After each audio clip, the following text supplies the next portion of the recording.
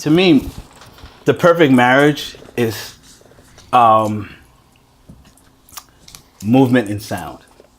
There's nothing better than to drive in a car. For me, to drive in a car and you hear that motor and you're just listening to beautiful music.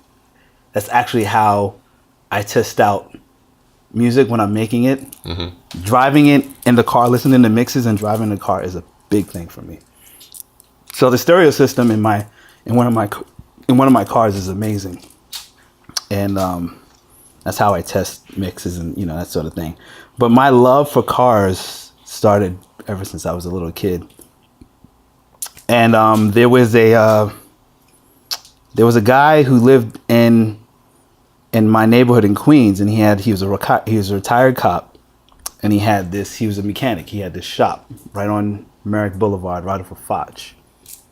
My father used to live on Foch, and I used to go around there, and he'd have this lot of like GTXs, and he had a Chevelle in there, and he had a Roadrunner, and he had a Malibu and a Monte Carlo.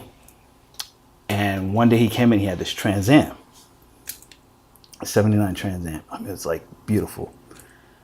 And I was all around, me and my best friend, we were always around there because we were like young kids into these old cars. And at that time, a lot of these kids they were into the Integras and the Celicas and the Japanese import cars. They weren't into like these old American muscle cars. So we'd go in there, we'd hang out, and he'd show us things. And I had this tour.